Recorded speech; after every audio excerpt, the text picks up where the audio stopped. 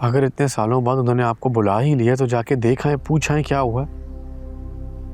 आपको अंदाजा है कि आप दोनों की इस टेंशन की वजह से मुझे कितनी तकलीफ होती है। अगर तुम्हारे बाबा नहीं मिलना चाहते तो तुम क्यों जिद कर रहे हो? लेकिन मैं मिलना चाहती हूँ।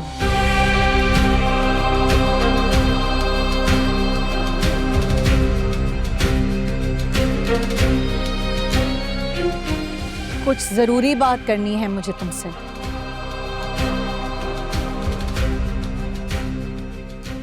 पप्पू, मैं तो बहुत खुश हूँ आप इतने सालों बाद अपने कमरे से बाहर आई हैं। बात ही कुछ इस नौयत की है कि मेरी इज्जत कम, तुम्हारे बाप की इज्जत घटने का ज्यादा इम्कान है।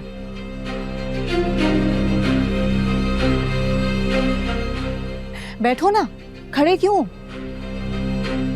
सारी बेचैनी मेरे मुकद्दर में लिखकर तुम खुद इतने बेचैन क्यों?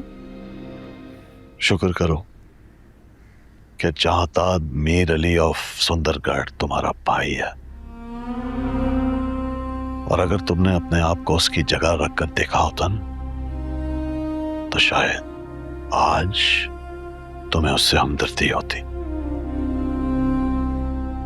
वो भाई जो खानदान का बड़ा है, वो जिसकी मंशा के लिए गांव और खानदान वाले इंतजार करते हैं, वो भाई जिसकी वजह से हुकूमत में लोग जाते हैं या जाने से रह जाते हैं। मैं 100 बार तुम्हें बता चुका हूं कि मैं अपने मनसब के हाथों मजबूर था। मैं तुम्हें तुम्हारी मर्जी की शादी करने की इजाजत नहीं दे सकता था। ये मेरे रुतबे का, मेरे मनसब का तकाजा था। भाई, तुम्हें याद है उस दिन तुम एक पिस्तौल लेकर मेरे सामने आ गए थे और तुमने मुझसे ये कहा था कि अगर खानदान में से किसी को भी मैंने ये बताया कि मैंने शादी की थी और मेरा बच्चा पैदा हुआ था, तो तुम खुद को मेरे सामने उसी तरह खत्म कर दोगे जैसे सिकंदर ने खुद को मेरे सामने खत्म कर दिया था। और तुम्हारी इस बात से डर के मैंने खुद को अपने माजी के साथ इस कमरे में कैद कर लिया कि जो कुछ बचा है वो मेरा भाई है और कहीं वो मर ना जाए। लेकिन तुमने कभी ये सोचा, कभी तुम्हें डर लगा कि इस तारीक कमरे में तुम्हारी बहन कहीं मर ना जाए? नहीं, नहीं, नहीं, नहीं। तुम्हारी जिद ने बड़ी जिंदगियां बर्बाद की हैं। सिकंदर सब कुछ जानते हुए भी तुमसे शादी करना चाहता था। अगर तुम अपनी जिद पर अटे रही। इस वक्त मेरा मसला सिकंदर नहीं, मेरी बेटी है।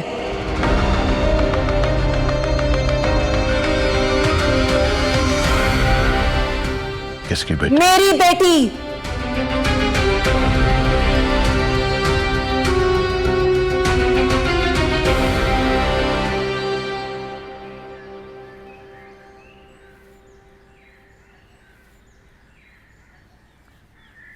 इस जगह से कितनी यादें जुड़ी। मैं बाबा के साथ यहाँ आया करती थी, वो बच्चों को पढ़ाया करते थे, उनके ख्वाब बनाया करते थे। बाबा कहते थे कि तालीम जिंदगी का सबसे बड़ा खजाना होती है। तुम्हारे बाबा एक अजीम आदमी थे सुंदरी। तुम देखना, उन बच्चों की यादों में हमेशा जिंदा रहेंगे। हाँ, बाबा कहते थे कि इल्म बांटना इबादत है। ये जगह ना बाबा का दूसरा घर थी। मुझे अभी भी ऐसा लगता है कि वो यही है। हर क्लास में, हर बच्चे की मुस्कुराहट में। जानती हो, ये जगह उनकी रूह के साथ जुड़ी हुई है और तुम्हारे जरिए ये जगह उनकी रूह के साथ जुड़ी रहेगी। उनकी रूह हमेशा जिंदा रहेगी। तुम उनकी रोशनी हो, उनका साया हो। सुंदरी प्लीज तुम रो नहीं, तुम रो। जाओ जाके अंदर इन्फॉर्म करो, मैं यहीं बाहर खड़ा हूं। अब अपने बाबा की मौत की खबर नहीं दे सकती। आप चले मेरे साथ।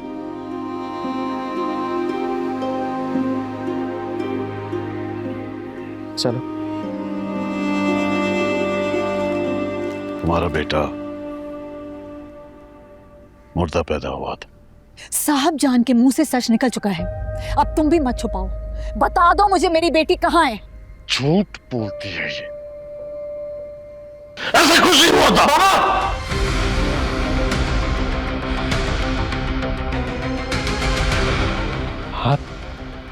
हाथ नीचे कर ले वरना वरना वरना क्या करोगे तुम? इस उठे हाथ को किसी को रोकने की जरूरत नहीं है।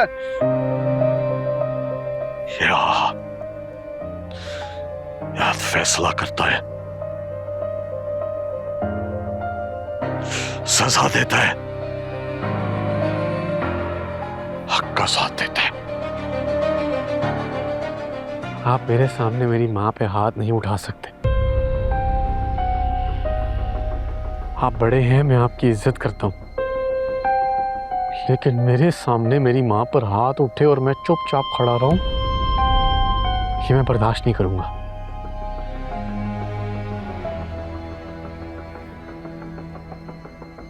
सबकी अपनी अपनी ताकत होती है, लेकिन जरूरी नहीं है कि हर इंसान आपके राजों का बोझ आपकी ताकत के साथ उठा सके।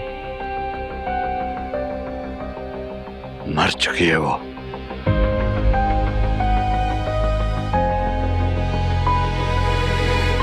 एक बार मिला दो, फिर मुझे भी मुर्दा तसव्वुर कर लेना।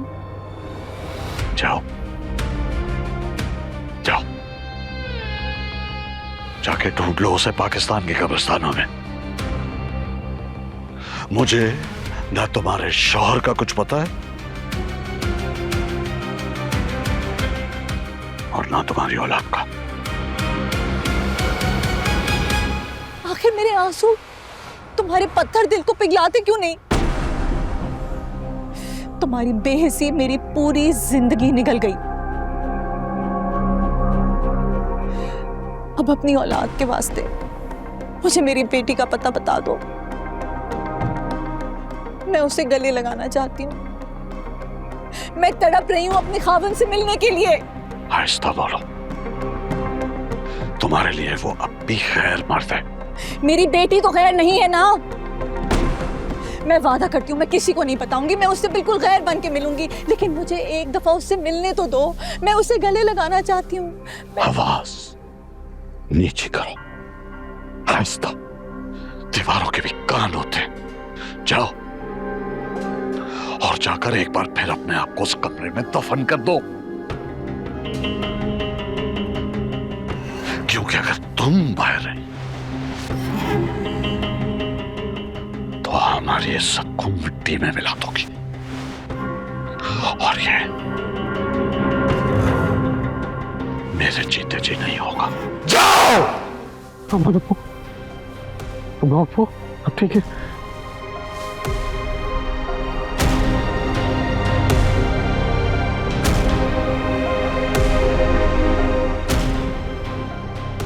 चलिए।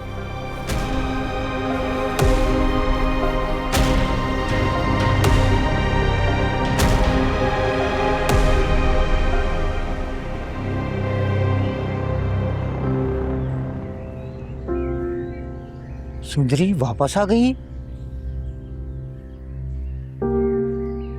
वॉशिंग मशीन नजर नहीं आ रही।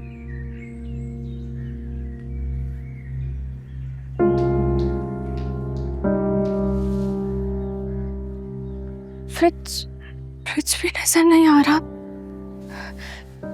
टीवी भी नहीं है। माँ की तस्वीर भी गायब है। फर्नीचर भी गायब है। अंदर सब कुछ गायब है। अम्मा की तस्वीर भी नहीं है। रमजान चाचा से पूछते हैं, चले आए।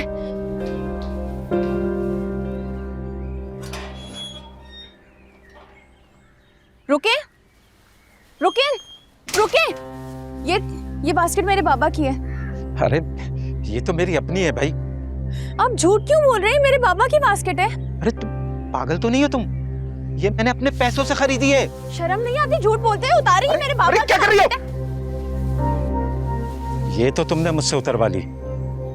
रमजान और जोरा सारा सामान लूट कर जो घर ले गए, उन्हें कुछ नहीं कहोगी? अरे वो मेरा आखिर दोस्त था, क्या इस बास्केट पे मेरा इतना भी हक नहीं है?